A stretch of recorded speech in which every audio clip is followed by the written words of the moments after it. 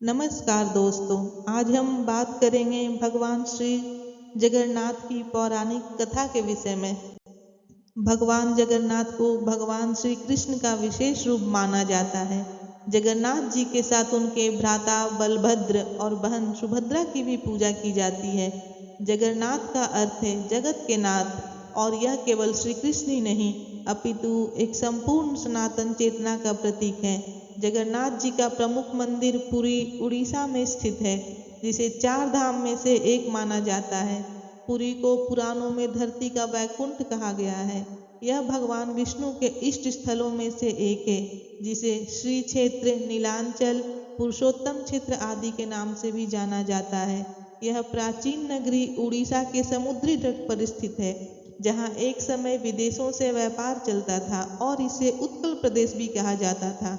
जगन्नाथ पूजा, जिसे रथ यात्रा के रूप में भी जाना जाता है, आषाढ़ शुक्ल पक्ष की द्वितीय तिथि को मनाई जाती है। यह उत्सव आमतौर पर जून या जुलाई महीने में पड़ता है। तो चलिए अब बात करते हैं हम भगवान श्री जगन्नाथ की पौराणिक कथा के विषय में। कथा की शुरुआत होती है राजा इंद्रद्युम्न से, जो मालवा प्रदेश के एक धर्मपरायण और विष्णु भक्त राजा थे। वे जीवन का सर्वोच्च लक्ष्य ईश्वर के दुर्लभ स्वरूप के दर्शन को मानते थे। एक दिन उन्होंने एक ब्राह्मण से यह सुना कि उड़ीसा के नीलांचल पर्वत पर एक दिव्य मूर्ति है, जिसे लोग नील माधव कहते हैं। यह मूर्ति स्वयं भगवान विष्णु की है और जनजातीय समुदाय इसका गुप्त रूप से पूजन करता है। राजन ने अपने मंत्री विद्यापति को आदेश दिया कि वे उस रहस्यमयी मूर्ति की जानकारी जुटाएं। विद्यापति कई कठिनाइयों के बाद एक वनवासी विश्वासु तक पहुंचे, जो स्वयं नील माधव की पूजा करता था। पहले तो विश्वासु ने जानकारी देने से इनकार किया, लेकिन बाद में अपनी बेटी ललिता के कहने पर उसने विद्यापति को उस गुफा में ले गया जहाँ नील माधव स्वयं विराजमान थे। जब विद्यापति ने मूर्ति के दर्शन किए दोस्तों, तो वह मंत्र मुग्ध हो गए। उन्होंने देखा कि भगवान स्वयं शंख, चक्र, गदा, पद्म धारण किए आभा से प्रकाशित हो रहे हैं। उन्होंने एक कौवे का चमत्कार भी वहां देखा। एक कौवा जब वहां आया तो जैसे वह मूर्ति के पास गया, गिर पड़ा, उसका शरीर छूट गया और वह गरुड़ रूप में वैकुंठ चला गया। यह देख विद्यापति मंत्र मुग्ध हो गया और विद्यापति ने लौटकर यह सब कहानी राजा को बताई। राजा इंद्रद्युम्न ने निश्चय किया कि वह वहां भगवान का भव्य मंदिर बनवाएंगे। वे नीलांचल पहुंचे, लेकिन तब तक नील माधव अंतर ध्यान हो चुके थे। निराश होकर राजा ने समुद्र तट पर एक विशाल मंदिर बनवाया। अब प्रश्न था, मंदिर में मूर्ति के निर्माण कौन करे। तभी एक वृद्ध ब्राह्मण उनके पास आया और बोला, राजन, मैं मूर्ति बना सकता हूँ, परंतु मेरी एक ही शर्त है। जब तक निर्माण पूरा न हो मुझे कोई नहीं देखेगा, मैं कमरे में ही रहूंगा। राजा सहमत हो गए। वह वृद्ध और कोई नहीं, स्वयं देव शिल्पकार विश्वकर्मा थे।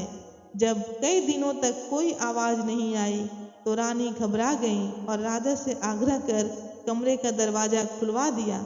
जैसे ही दरवाजा खुला, विश्वकर्मा अंतर्ध्यान हो गए और मूर्तियां अधूरी रह गईं। मूर्तियों में न हाथ थे न पैर, केवल मुखमंडल, विशाल नेत्र और गोलाकार आकार। राजा इंद्रद्युम्न ने पश्चाताप किया, परंतु तभी आकाशवाणी हुई, हे राजन, यही मेरी लीला है, यही स्वरूप मेरा परम रूप है। इसी रूप में मैं समस्त युगों में पूजित रहूंगा। भगवान श्री जगन्नाथ, उनके भ्राता बलराम और बहन सुभद्रा की ये मूर्तियां प्रतीक हैं अधूरेपन में की पूर्णता का, रूप में नहीं भाव में भगवान को देखने की और भक्ति को सर्वोपरि मानने की। यह मूर्तियां काष्ठ यानी लकड़ी से बनी होती हैं और विशिष्ट वर्षों में इनकी नवक लेवर नाम की प्रक्रिया द्वारा पुनः निर्माण किया जाता है। यह दर्शाता है कि शरीर नश्वर है पर आत्मा अमर।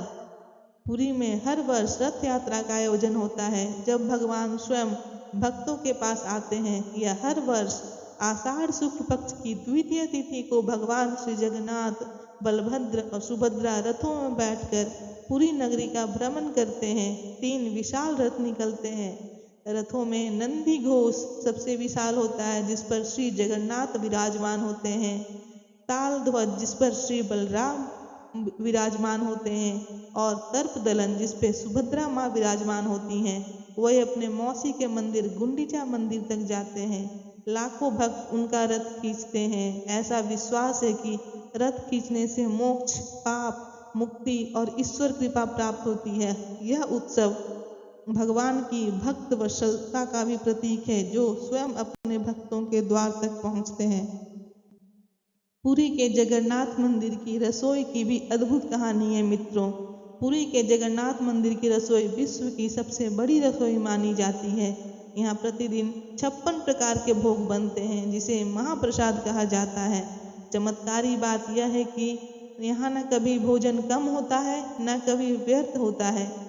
यहाँ न भोजन की कोई गणना होती है, न ही लोगों की गणना होती है कितने लोग प्रसाद लेंगे। यह केवल श्रद्धा और ईश्वर इच्छा से संचालित होती है। मंदिर का अद्भुत रहस्य ये भी है मित्रों, मंदिर के ऊपर का ध्वज सदैव हवा के विपरीत दिशा में लहराता है। रथ यात्रा में जब रथ खींचा जाता है तो वह बिना पुकारे भी चलता है, जैसे कोई अदृश्य शक्ति उसे चला रही हो।